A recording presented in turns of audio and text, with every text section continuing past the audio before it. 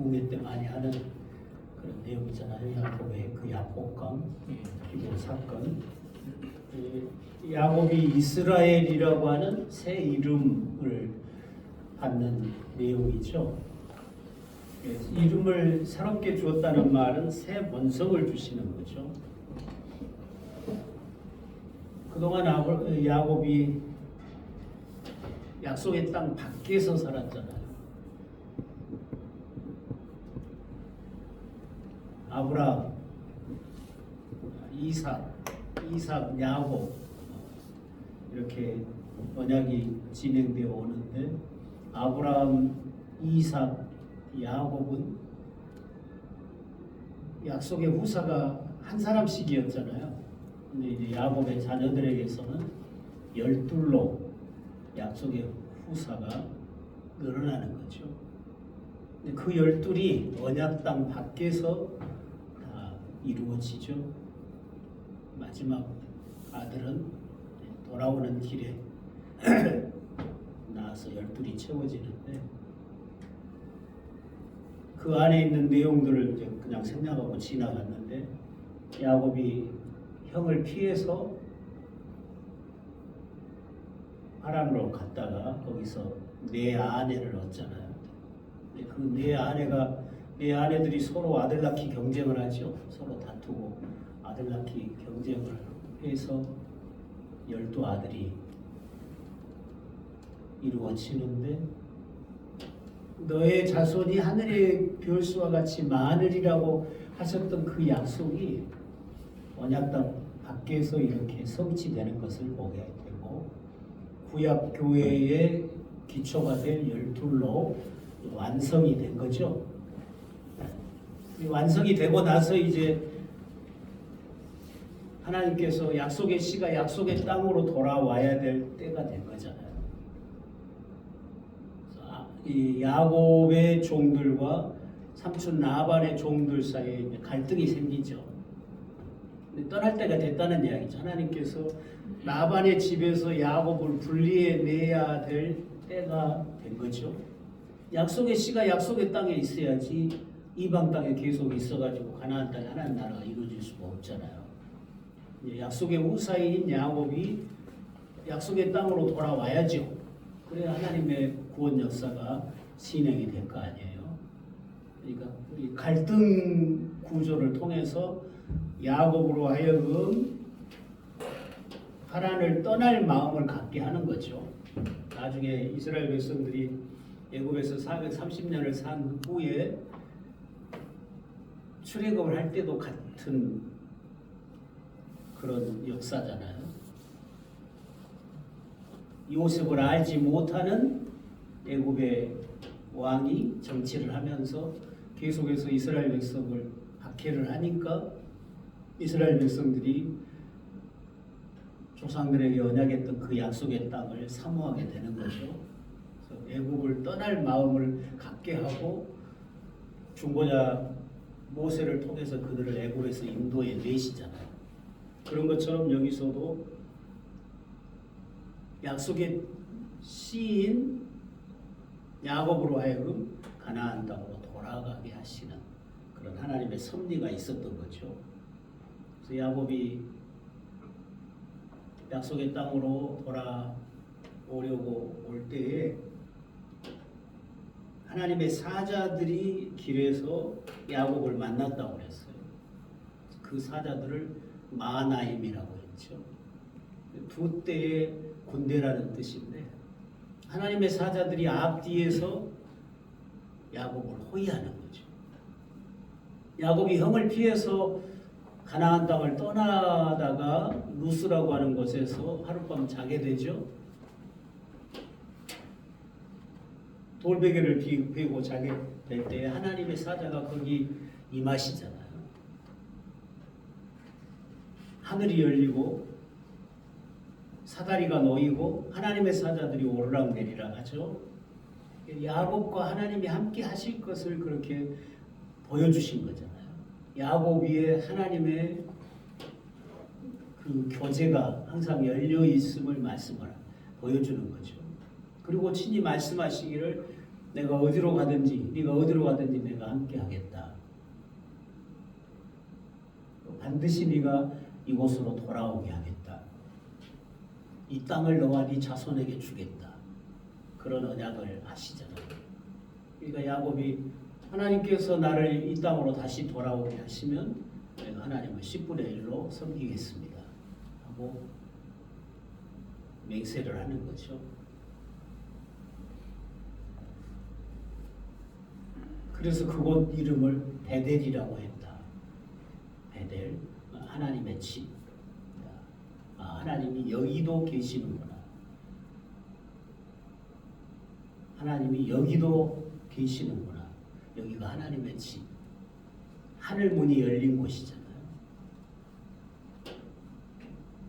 야곱의 하나님과의 교제가 항상 열릴 것을 보여주었어요. 요한복음 1장 끝부분에 보면 나다나엘이 나오잖아요. 하나님께서 예수님이 나다나엘을 제자로 부르실 때 너는 참 이스라엘 사람이다. 네 속에 간사한 것이 없다. 그러니까 나다나엘이 어떻게 나를 아십니까? 그러니까 네가 무화과나무 아래에 있을 때 내가 보았다. 네가 인자의 하나님의 사자들이 오르락내리락 하는 것을 보게 되리라.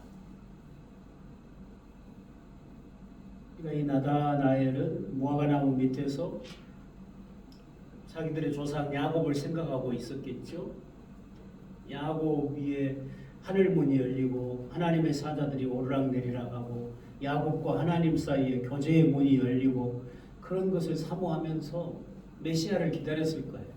언제나 메시아가 오셔서 이런 생명의 교제의 문이 다시금 자기 백성을 향해서 열릴 것인가, 그런 사모함을 가지고 있었겠죠. 그러니까 예수님이 인자위에 하나님의 사자들이 오르락내리락 하는 것을 보게 되리라. 그렇게 하고 나다나엘을 제자로 부르시는 거잖아요. 진정으로 하늘문이 되실 분은 예수 그리스도죠. 야곱 위에 열렸던 하늘문은 잠시 환상 가운데 꿈속에서의 열림이었지만 우리 주님을 통해서는 항구적으로 영원토록 하나님과 우리 인생들 사이에 생명의 교통의 문이 활짝 열린 거잖아요. 하늘문이 활짝 열린 거죠. 예수 그리스도가 친히 베델이 되신 것이고 하늘문이 되신 거죠. 이제 우리는 그리스도 예수 안에서 언제든지 하늘 보좌를 향해서 나아갈 수가 있잖아요. 하나님과 우리 사이에 더 이상 막힌 담이 없잖아요.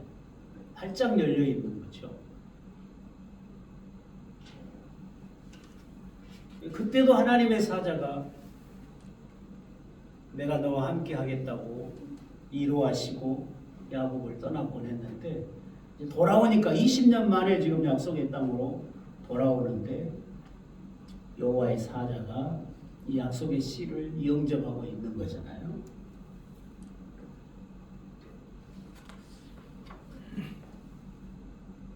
근데 31장에 보면 야곱이 이렇게 자기 아내들을 설득해서 돌아올 때 라반이 추적해 오죠. 내 재산 다 가지고 간다는 거죠. 우리가 쫓아가서 다시 재산 다 뺏어 오자 하고 추격해 왔는데 하나님이 라반을 막으시잖아요. 야곱을 건드리지 마라. 그러니까 야곱을 추적해서 다 뺏어 오려고 왔는데 하나님이 막으시니까 그렇지를 못하죠. 그리고 오히려 야곱과 연합하죠. 야곱과 화평을 맺고 너나 나나 서로 해하지 말자. 피차 우리가 떠나 있을 때 하나님이 우리를 피차에 살피시기를 원한다 하고 언약을 맺고 화평의 언약을 맺고 서로 언약의 식사를 하고 야곱을 해하려고 왔다가 야곱과 연합하는 거죠. 이전에 리브가를 보낼 때 이삭과 연합했었는데 그 마음이 좀 달라진 거잖아요. 그런데 다시금 하나님께서 야곱을 해하려고 쫓아온 라반의 마음을 돌이켜서 야곱을 해하지 못하게 하시고 오히려 야곱 연합하게 하시는 그런 역사가 31장에 있었거든요. 그런데 또 다른 적이 또 생겼죠. 그게 에서잖아요. 야곱이 돌아온다는 소식을 에서가 듣고 400명을 거느리고 온다는 거죠. 심상치가 않잖아요. 동생 온다고 반가워서 영접하려고 오는 폼은 아니죠. 분명히 야곱을 대적하려고 오는 폼이죠. 근데 야곱은 여전히 자기 꾀를 따라서 행동하잖아요. 자기 재산도 두 대로 다 나누어서 절반은 뒤로 피해서 형이 치면 절반이라도 챙기려고 그렇게 하고, 또 선물 공세를 처음에 많이 하죠. 그것도 한꺼번에 주는 게 아니라 여러 차례 나누어서 보내고, 이제 마지막 결국에는 자기 아들들 다 강 건너 보내고 자기 혼자 강가에 남아서 밤새 하나님과 씨름하는 거죠. 호세아서에 보면 밤새워 눈물로 기도했다고 돼 있죠. 하나님하고 씨름을 하면 하나님이 질까요? 하나님이 그냥 훅 불어버리면 어디 먼지처럼 날아가 버릴 건데, 하나님이 밤새 야곱과 씨름하시는 거죠. 할아버지가 손자하고 씨름하듯이, 그럼 할아버지가 져주잖아요. 지금 약속의 씨가 약속의 땅으로 들어오는데 가장 큰 장애물은 에서가 아니죠. 야곱의 옛사람인 거죠. 지금까지 자기 꾀를 따라서 살아왔던 야곱의 옛사람이 청산이 돼야 되는 거죠. 그가 새 본성을 가져야 되는 거죠. 약속의 씨가 약속의 땅에 들어오려면 약속의 씨에 합당한 그런 믿음으로 들어와야 되는 거죠. 그러니까 밤새워 하나님은 야곱의 죄와 싸우시는 거죠.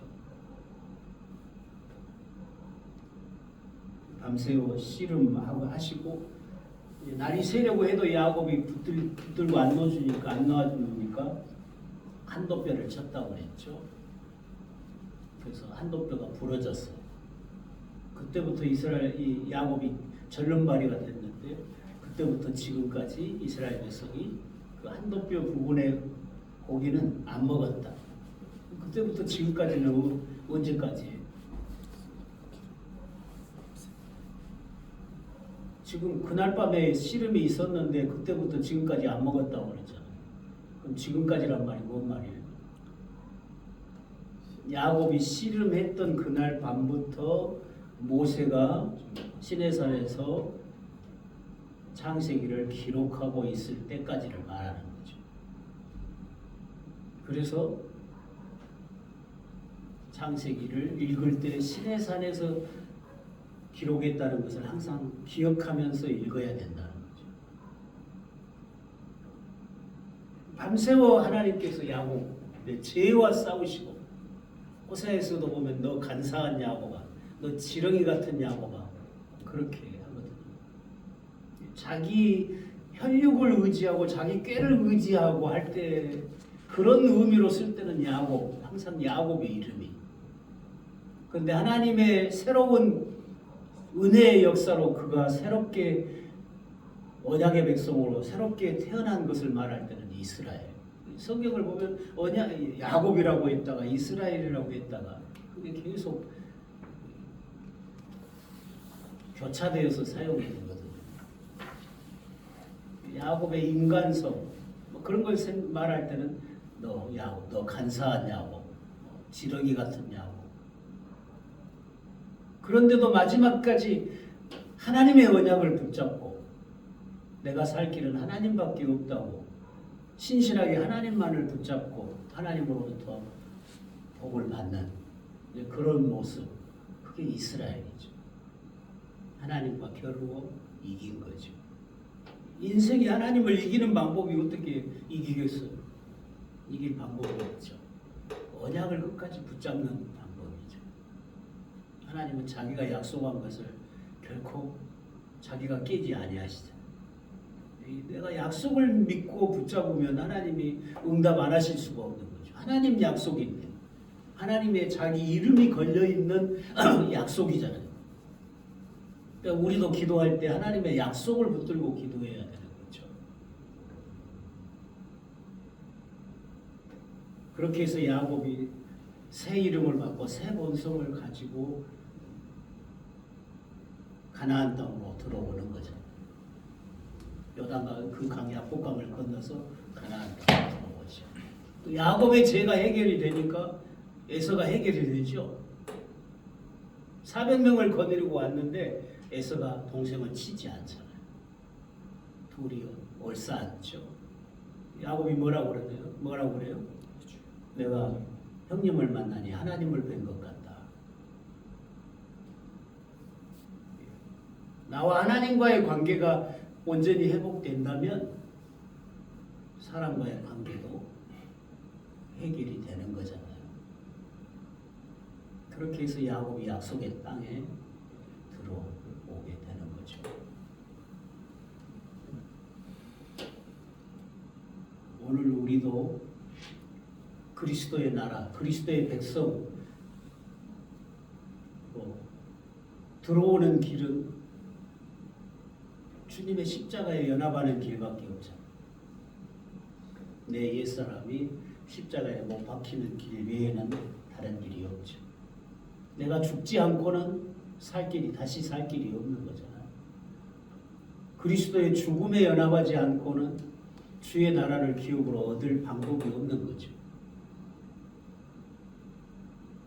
그래서 나를 포기하고 내 정과 욕심으로는 하나님의 나라를 기업으로 얻지 못한다는 것을 분명히 기억하고 그리스도의 언약을 붙잡아야 되는 거죠. 언약 안에서만 우리가 주의 나라를 상속할 수가 있는 거죠. 근데 이런 부분들을 이제 해석할 때 야곱의 끈질긴 기도에 대해서 강조를 하잖아요. 끝까지 축복해 줄 때까지 물고 늘어졌다. 우리도 그렇게 끈질기게 기도해야 된다. 그러면 기도가 응답이 된다. 이런 교훈들이 이 32장을 통해서 주어지는 교훈들이잖아요. 근데 우리는 그렇게 성경을 보는 게 아니라 하나님께서 지금까지 야곱이 언약 밖에서의 삶을 자기의 꾀를 따라서 살아왔지만 이제 약속의 땅으로 들어올 때는 하나님이 그를 그 죄와 싸우시고 그를 거룩해 하셔서 약속의 땅에 합당한 자로 새롭게 지으신 다음에 들어오게 하시는. 근데 그러면 야곱이 새로워졌나요? 똑같죠. 또 자기 꾀를 의지하고 형님이 베델로 가자.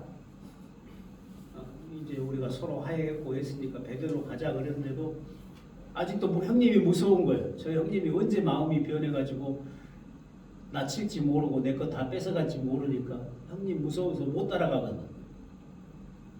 나 짐승들이 지금 새끼 베고 멀리 못 가니까 나 잠깐만 세겜성에 있다가 갈란다. 그리고는 10년을 거기 사는 거예요. 세겜에서. 약속의 씨가 약속의 땅 베델로 가야 되잖아요. 하나님이 임재하셨던 곳, 하나님이 임재하신 그 성소, 하나님 문이 열린 곳, 하나님과 교제의 문이 열린 그곳으로 가야 되잖아요. 근데 안 가고 머뭇거리고 있는 거죠. 사고가 터지죠. 딸이 세겜의 아들에게 성폭행을 당하는 불상사가 생기는 거죠. 그러니까 야곱의 두 아들이 가서 복수를 하잖아요. 너희들이 정말 우리하고 사돈 삼기를 원하면 내 여동생을 너희들이 며느리 삼기를 원하면 너희 모든 남자들이 할례를 받아라. 그렇게 하겠다고 할례를 받았어. 할례 받고 그냥 통증이 심해가지고 활동도 못할 때 기습해가지고 남자들 다 죽여버렸어. 하나님이 기뻐하실까요? 기뻐하지 않죠. 할례라고 하는 것은 하나님의 은혜의 방편이잖아요. 그들을 언약 백성을 삼으시고 그들이 언약 안에 머물게 하기 위해서 주신 은혜의 의식 제도가 할례잖아요. 그런데 그런 하나님의 은혜를 나타내는 도구를 복수의 도구로 썼잖아요. 하나님이 기뻐하시지 않는 거죠. 비록 세겜 사람들이 하나님의 언약 백성이 아니라도 그건 하나님이 기뻐하시지 않는 거죠. 그 일로 인해서 두 아들은 장자권을 잃고 둘째 아들의 권위도 잃고 그렇게 되잖아요.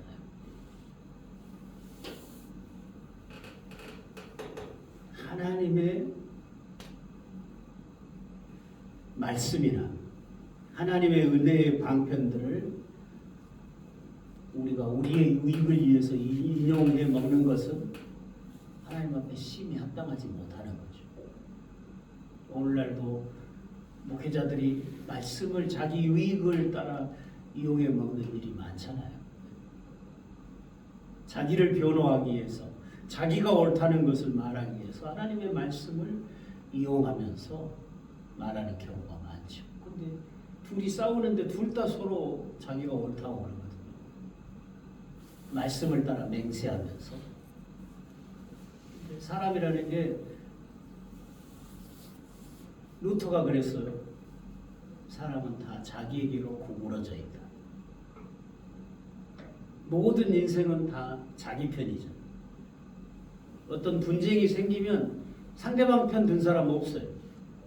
다 자기 편을 들죠. 자기에게로 구부러져 있는 거예요. 그러니까 내가 잣대가 될 수 없는 거죠. 내가 캐논이 될 수가 없는 거예요. 우리의 죄성 때문에 나는 내 편 들게 돼 있다. 말씀이 뭐라고 하시는가? 말씀 앞에 자기 자신을 세워야 되는데 그게 안 되면 잘못된 길을 가게 되는 거죠.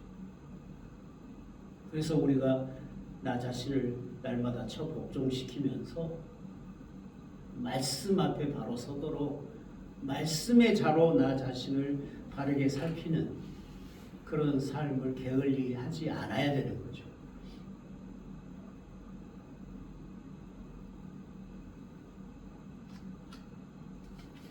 뭔 이야기 하다가 그 이야기를 했죠? 방금부터 세겜까지. 네. 세겜까지. 예. 그리고 이제 그 사건 이후에 비로소 베델로 가는 거죠. 약속의 씨가 약속의 땅을 떠나게 된 동기도 자기께로 하나님의 언약을 이루려고 한 거잖아요. 굳이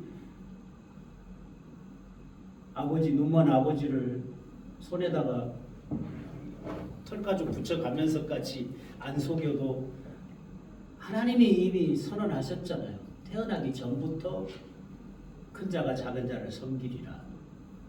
하나님께서 야곱을 언약의 후사로 삼겠다는 거잖아요. 하나님의 선택이에요. 그러면 에서는 그 하나님의 선택에 굴복하면 되는 거죠. 야곱을 하나님이 언약의 후사로 세웠으니까 하나님의 그 선택에 내가 굴복하고 야곱과 연합하면 되겠구나. 야곱을 내가 그래도 사랑하고 야곱을 인정하면 하나님이 야곱을 통해서 이루신 복을 에서가 함께 누리게 하실 거라고. 그게 하나님의 일하심의 방법이거든요.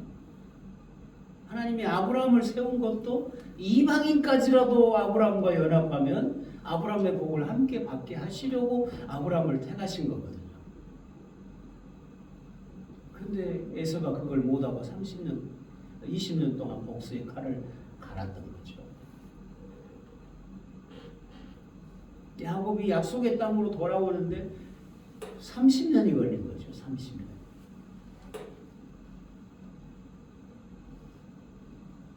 근데 나중에 요셉 사건에서도 마찬가지죠. 하나님이 요셉을 장자로 택하시는 거잖아요. 그 꿈을 통해서 보여준 것은 요셉을 12 형제들 중에 장자로 택하시겠다. 요셉을 통해서 하나님이 그 야곱의 가정을, 하나님의 나라인 야곱의 가정을 부양하시겠다는 겁니다. 야곱을 그 형제들 위해 가장 존귀케 세워서 하나님의 구원 역사를 이루어 가겠다는 거거든요. 그러면 형들은 거기에 굴복하면 되는 거죠. 근데 그걸 거절하는 거예요. 에서가 야곱을 거절하듯이 야곱의 다른 형들이 요셉을 거절하는 거죠. 그래서 요셉이 팔려가는 거잖아요. 오늘 우리들은 예수님과 연합해야 되죠. 내 의를 버리고 내가 예수를 믿는다는 거, 예수님만 의지한다는 거는 자기 부인이 없이 안 되거든요. 내 의로는 안 되니까, 내 자격으로는 하나님 앞에 설 수 없다는 거죠. 하나님이 아들을 구원자로 세우셨으니까 우리는 그 아들과 연합하면 그 아들이 이루신 모든 구원을 내 것으로 누리는 거잖아요. 세상 어떤 면에서는 세상 쉬운 거죠. 나를 내려놓고 나를 부인하고 주님만 붙잡으면 되니까 쉬운 거거든요. 근데 그게 쉬운 게 아니에요. 왜? 사람이 나를 내려놓는다는 게 쉽지가 않거든요. 자기를 부인한다는 게 쉬워요. 끝까지 자기 의를 붙잡잖아요. 유대인들이 끝까지 율법의 의, 아브라함의 혈통이라는 그 의, 성전을 가졌다고 하는 그 의를 붙잡고 기어코 예수님을 거절하고 십자가에 못 박잖아요. 그리고 끝까지 바울이 복음 전하는 곳을 따라다니면서 율법을 지켜야 된다고 바울을 괴롭히잖아요. 자기를 부인한다는 게 그만큼 어려운 건데 성령으로 하면 금방 되는 거죠. 예수 믿고 성령 받으면 금방 내가 내려놔지잖아요. 성령으로 하면 쉽고 사람으로 하면 안 되고 그게 신앙의 길인 거죠. 예수님이 이루신 모든 은혜가 나를 위한 것이잖아요. 우리를 위한 것이죠. 그걸 믿음으로 받으면 되는데 그걸 믿음으로 받지를 못하는 거죠. 하나님이 오늘 우리에게 무슨 말씀을 하시면 우리의 유익을 위해서 하는 거잖아요. 성경에 하나님의 명령들이 많죠. 근데 그 명령들이 뭐예요? 우리의 유익을 위한 거잖아요. 대부분의 명령 속에는 하나님의 약속이 담겨져 있어요. 그렇죠? 그러니까 하나님의 말씀에 순종하는 자가 그 말씀에 담겨져 있는 그 약속의 은혜를 누리게 되는 거잖아요. 근데 많은 신자들이 보면 말씀대로 다 순종하면 자기가 손해본다고 생각합니다. 아직 자기가 부인되지 않는 거예요. 내가 죽도록까지 내 힘을 다해서 충성하면, 헌신하면 내가 손해본다고 생각을 하는 거예요. 그래서 적당이란 말을 쓰는 거예요. 적당히. 적당이란 말이 참 좋은 말인데 아주 안 좋은 의미로 쓰이는 거죠. 전폭적으로 주님께 순종을 못한다는, 전폭적으로는 헌신 못하겠다는, 내 형편에 맞게 내가 어느 정도 수준에서만 하겠다는 거죠. 그게 대부분 성도들의 신앙생활하는 모습이에요. 그러니까 그런 삶 속에서 주님의 일하심을 경험하기가 어렵죠. 내가 적어도 하나님의 자녀라면 매일매일의 삶 속에서, 삶의 현장에서 하나님의 일하심을 경험하고 하나님이 내 삶 속에서 일하시는 흔적들이 가득하고, 그래서 기쁘고 그래서 감사해서 예배하고, 하나님이 나와 함께 하시고 내 기도를 응답하시고 내 삶에서 역사하신 증거를 가지고 주일마다 하나님 앞에 나가서 감격스러운 예배를 드릴 수 있어야 되는데 그런 게 없는 신자가 많은 거예요. 그래서 내 삶 속에서 진정으로 하나님을 경험해 본 지가 까마득하게 먼 거예요.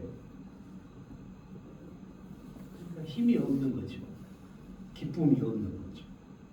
기도응답도 없이 살아가는 거죠. 하나님이 성경에서 약속한 삶은 그게 아니잖아요. 내 삶의 현장에서 매일매일 하나님을 실제로 나의 하나님으로 누리도록 우리를 부르셨잖아요. 그런데 왜 우리 삶이 거기에 이르지 못하냐는 거죠.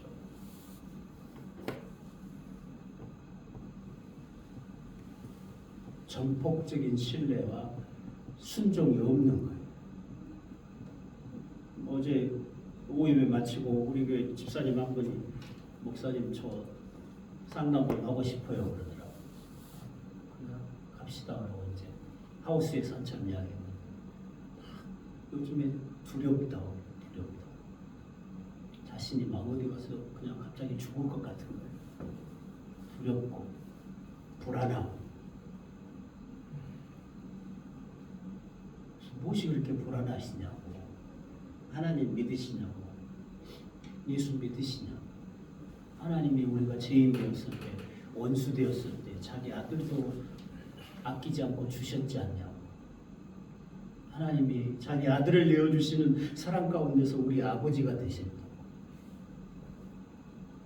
그냥 이론적인 아버지가 아니고 내 육신의 아버지보다 훨씬 더 사랑이 많으신, 내가 나를 사랑한 것보다 나를 더 사랑하시고, 나는 나를 지킬 수 없지만 하나님은 나를 지키실 능력을 가지고 계시고, 나의 모든 삶을 한꺼번에 한눈에 바라보시면서 내 삶을 하루하루 이끌어 가시는 분이시라고. 그분께 맡겼으면 불안할 필요가 뭐가 있냐. 나는 나를 지키지 못하지만, 나는 내일 일을 알지 못하지만 주님은 내 영원한 삶을 다 한눈에 바라보시면서 오늘 내 길을 이끌고 가고 계신다고. 그걸 믿으시라고. 그럼 왜 불안하겠냐. 이야기를 한참 했어요. 아유 감사합니다. 그래서 얼굴이 환해져가지고 아이고 목사님 상담 신청하기를 잘했다고 하면서 마음이 환해져 밝아져가지고 하시더라고요. 쓸데없는 걱정을 많이 하는 거죠. 일어나지도 않을 일을 걱정하는 거죠. 무슨 일이 내게 일어날지라도 그 일은 하나님의 선하신 계획 가운데 있는 거고, 설령 악한 자가 나를 괴롭게 하는, 악으로 나를 대적하는 어려움이 내게 왔다고 할지라도 우리 하나님은 그 악을 선으로 바꿀 수 있는 능력을 가지고 계시고, 내가 만나는 모든 일을 합력해서 선을 이룰 수 있는 능력을 가지신 분이다. 하나님도 모르는 사이에 내가 무슨 사고를 만나고, 하나님도 모르는 사이에 내가 누구에게 해악을 당하고 그런 일은 없다. 뭐가 두렵겠냐. 하나님 한 분만을 바라봐야 돼. 어려움이 생겼다면 하나님이 나로 하여금 하나님을 더 의지하라고 하시는구나. 하나님이 나를 더 가까이 두고 싶어 하시는구나. 내가 지금까지 의지했던 것, 내가 지금까지 사랑했던 것 내려놓고 하나님 한 분만을 바라보라고 내가 이 어려움을, 고난을 겪게 하시는구나. 그렇게 생각하시면 된다고. 그분이 얼마 전에 자전거 타가 넘어져가지고 얼굴이 막 상하고 머리에 막 피가 개가지고 입원하고 그래갖고 이제 퇴원해갖고 왔어요. 그러고는 이제 갑자기 그냥 자전거 타고 가는데 앞이 캄캄하더래요. 그리고 넘어져가지고 사고가 났는데 깨서 보니까 병원이더래요. 옆에서 다른 분이 보고 119 불러서 한 거예요. 불안한 거예요.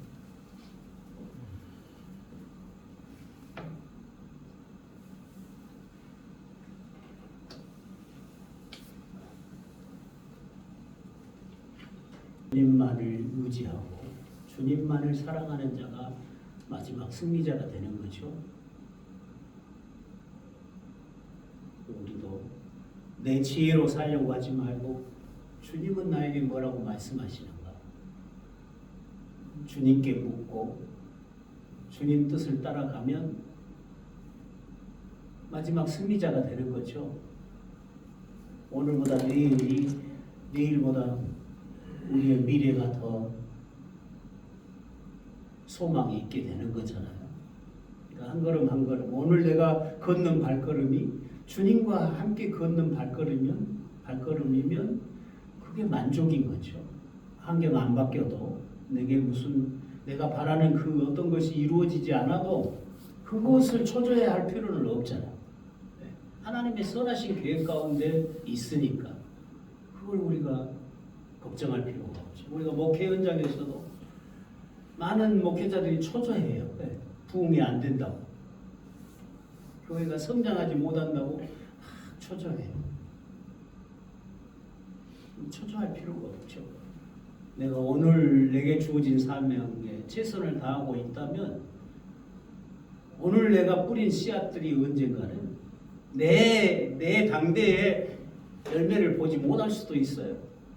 내가 뿌린 씨앗을 내 다음 세대가 내 후임 목회자가 와서 열매를 거둘 수도 있어요.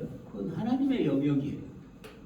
오늘 우리는 뿌릴 수 있음에 감사하고 심을 수 있음에 감사하면 되는 거죠. 내게 오늘 이 사역지가 있고 하나님께서 나로 하여금 이 일을 할 수 있도록 맡기셨다는 것에 감사하면 되는 거죠. 열매는 하나님께 맡기고 열매까지 내가 책임질 수는 없잖아요. 열매는 내 영역이 아니잖아요. 우리는 믿고 그냥 뿌리면 되는 거죠. 뿌릴 수 있으면 감사하는 거죠. 내가 일할 수 있으면 감사하는 거죠. 초조할 필요가 없죠. 내가 생각대로 교회가 부흥해봐요. 지인들에게 이상한 사탄의 종 되버렸겠죠.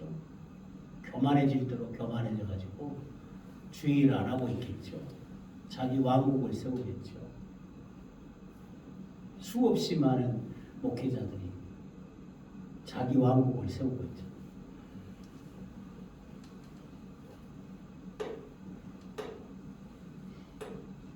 오늘은 거기까지 하겠습니다.